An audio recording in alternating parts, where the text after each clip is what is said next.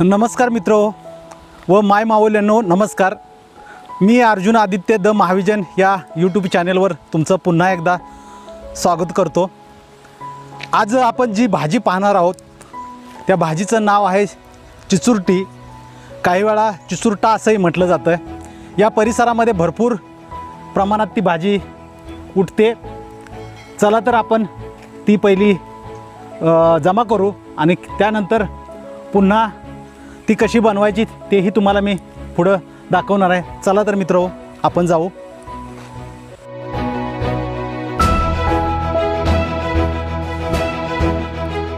मित्रो, चीनमधून कोरोना भारतात आला आणि त्यानं जगभर त्याचं थैमान घातलं।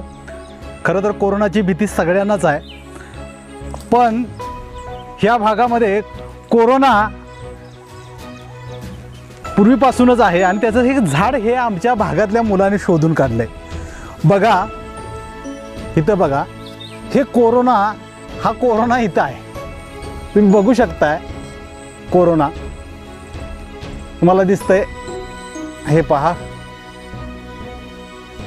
ज्या प्रकारे कोरोनाचं जीवाणू असतात तसं हे कोरोनाचं फळ आहे। मित्रहो, हे कोरोनाचं झाड दुसरं तिसरं काय नसून हा एरंड आहे। खरं तर हे बदनाम झालं आहे, कोरोनानं केलं आहे, पण ह्याचा उपयोग खूप चांगला होतो आहे। ह्याचं जे पान आहे, हे पान माझी आजी रात्रीचं तेल घालायचे आणि ते केसावर ते असे बांधायची। सकाळी हे पान वाळलं जायचं, म्हणजे त्याच्यामध्ये उष्णता शोषून घेण्याची क्षमता असते आणि हे तसं म्हणायला गेलं तर एरंड हे औषधीच आहे।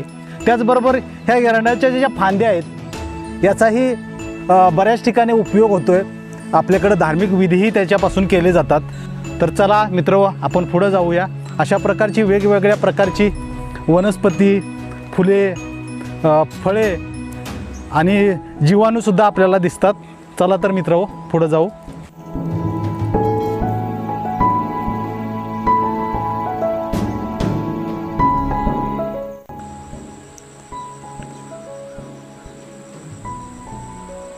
मित्रो, चिचुरटीची झाड किंवा झुडूप पाहत असताना या ठिकाणी आपण चाललो आहे, पण जात असताना मला या ठिकाणी दगडी फूलचं एक औषधी वनस्पती दिसते।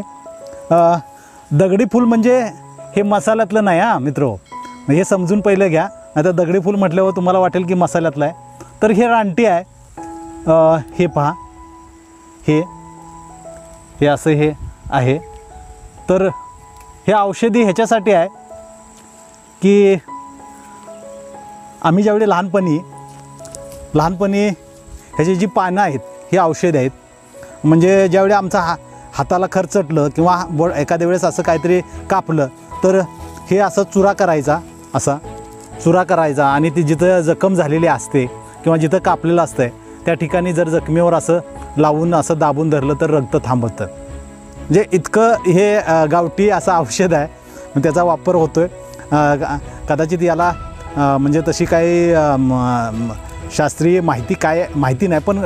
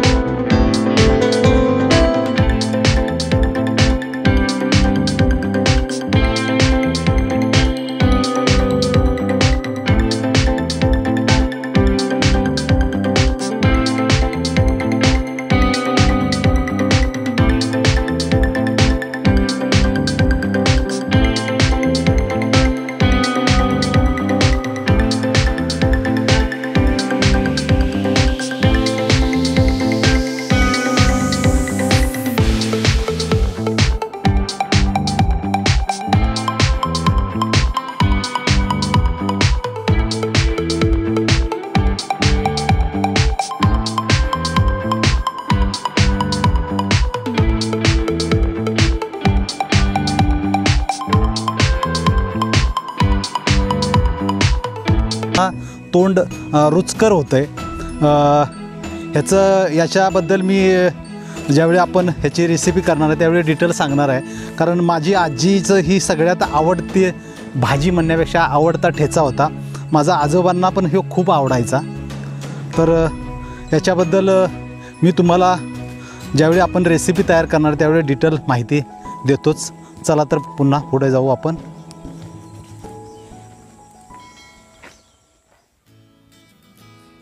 ओके, तर रानातून आता ही भाजी माझ्या ताब्यात आलेली आहे.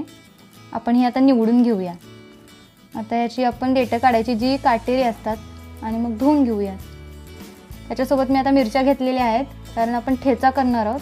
त्यामुळे सोबतच आपण मिरच्या आणि चिचुरटीची फळं धुवून घेऊया.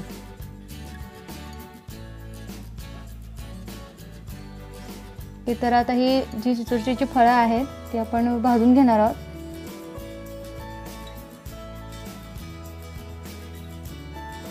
तर फुलवून आपल्याला ही खरपूस भाजून घ्यायची आहेत. म्हणजे आपण ठेच्यासाठी जशा मिरच्या भाजतो तशा पद्धतीनं फुलवून आपल्याला भाजायचं आहे.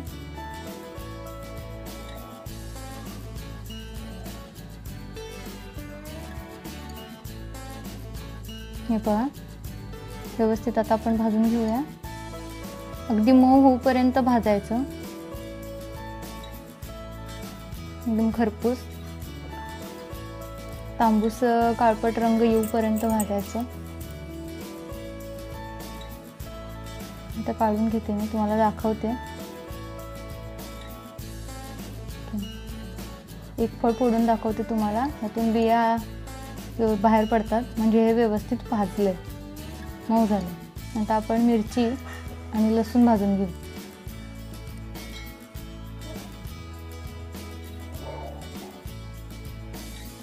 हे अगदी आपण ठेच्यासारखंच भाजून घेणार आहोत.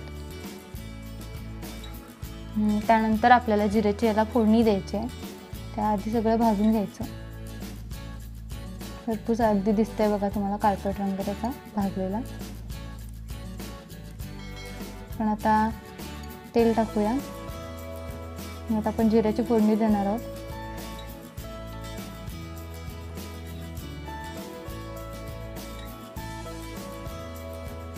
जिरं टाकूया. ओके,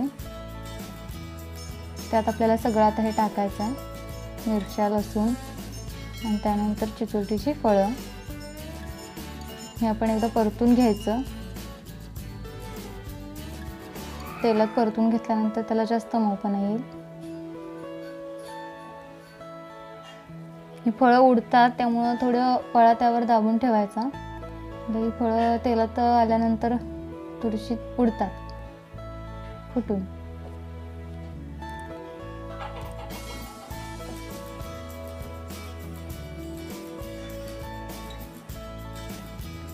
तर आता चवीपुरतं मीठ टाकूया.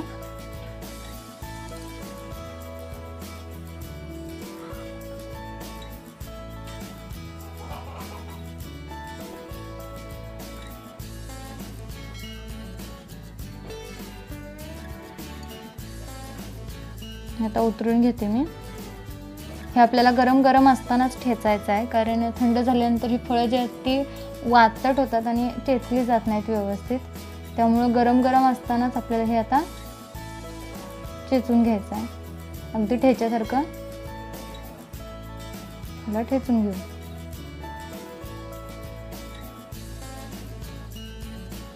दिसतंय गरम गरमच आहे, वाफा निघताय. पण आता ठेचून घेऊ.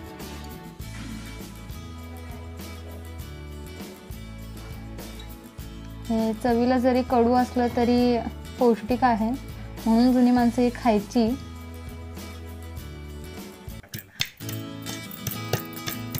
ह्यात किती जरी काय घातलं तरी याची कडू टेस्ट काही बदलत नाही, पण ते हेल्दी आहे. हे आता रेडी झालेलं आहे.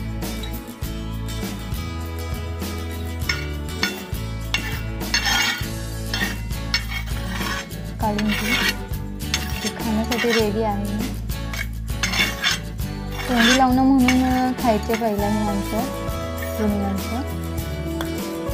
त्याच्यासारखा याचा वापर व्हायचा.